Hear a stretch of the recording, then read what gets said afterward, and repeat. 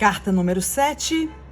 Meu querido Vermelindo, fico espantado com sua pergunta se é essencial manter o paciente na ignorância quanto à sua própria existência. Essa questão, ao menos para a fase presente da luta, já nos foi respondida pelo alto comando. Nossa política para o momento é de nos mantermos ocultos. Claro que isso nem sempre foi assim. Na verdade, estamos nos deparando com um dilema curioso. Quando os seres humanos deixam de acreditar em nossa existência, perdemos todas as consequências prazerosas do terrorismo direto e deixamos de produzir bruxos. Por outro lado, quando eles acreditam em nós, não temos como torná-los materialistas e céticos. Pelo menos por enquanto. Tenho muita esperança de que iremos aprender em pouco tempo como apelar aos sentimentos e transformar em mito a ciência deles a ponto de aquilo que é, com efeito, uma crença em nós, embora não com esse nome, se infiltrará de mansinho, enquanto a mente humana permanecerá fechada à crença na existência do inimigo.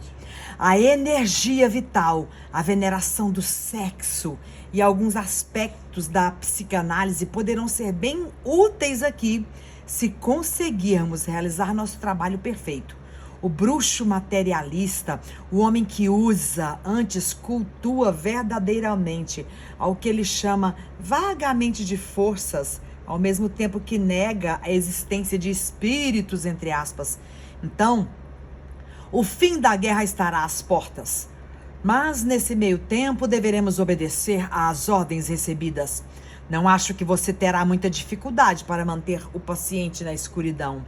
O fato de que os demônios, entre aspas, são figuras predominantemente cômicas na imaginação moderna irá ajudá-lo.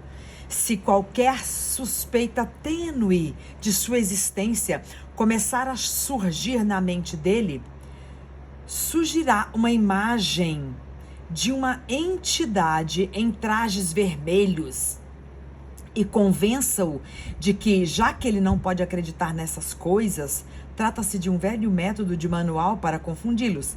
Também não poderá acreditar em você. Não esqueci da promessa que fiz de avaliar se devemos tornar o paciente um extremo patriota ou um extremo pacifista.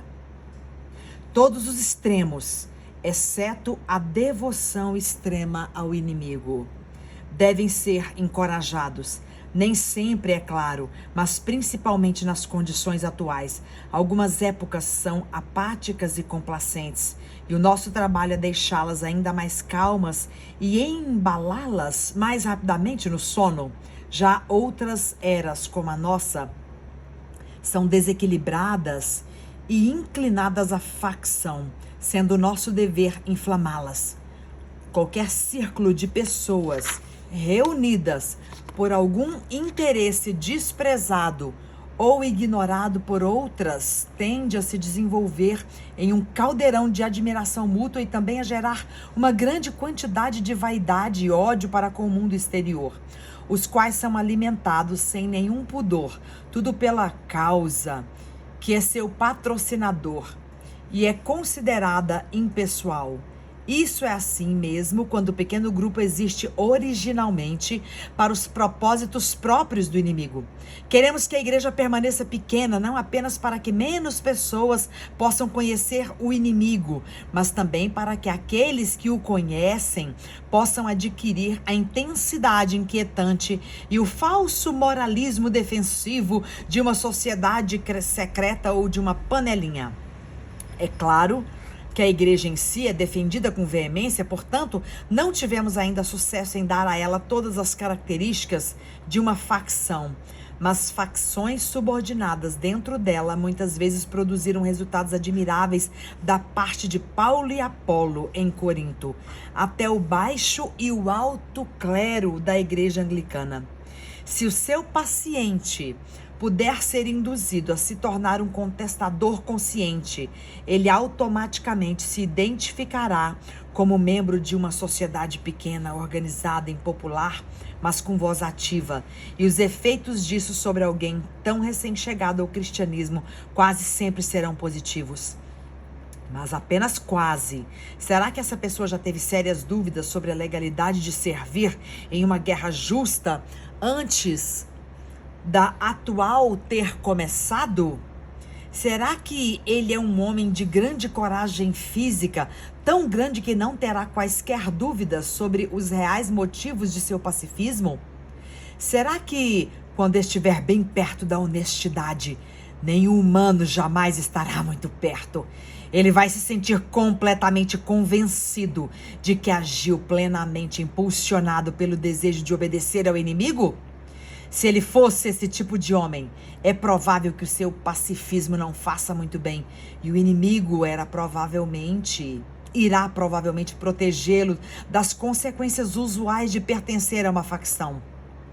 Sua melhor estratégia nesse caso seria tentar provocar uma crise súbita, confusa e emocional, da qual pudesse emergir como um convertido inquieto em prol do patriotismo.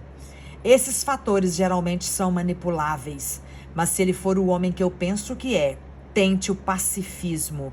No entanto, seja qual for a seita que ele adotar, sua tarefa principal será a mesma. Comece por fazê-lo tratar o patriotismo ou o pacifismo como parte da sua religião. Depois deixe-o sob a influência do espírito partidário, chegar a se referir a isso como a parte mais importante. Depois, silenciosa e gradativamente, cuide para que ele alcance um estágio em que a religião se torne meramente parte da causa, em que o cristianismo passe a ser valorizado principalmente em razão dos argumentos excelentes que é capaz de produzir em favor do esforço britânico em prol da guerra ou do pacifismo. A atitude da qual você deseja se proteger é aquela da qual os assuntos temporais são tratados essencialmente como matéria de obediência. Uma vez que você tenha feito do mundo um fim e da fé um meio, terá quase conquistado o seu homem. E faz muito pouca diferença que tipo de fim mundano ele esteja perseguindo, desde que os encontros, as panfletagens, as políticas, os movimentos, as causas e as cruzadas importem mais para ele do que as orações, os sacramentos e a caridade. Ele será nosso. E quanto mais religioso nesses termos forem os homens, mais seguramente os teremos em nossas mãos. Há jaulas repletas de gente desse tipo aqui embaixo. Com carinho, seu tio mal danado.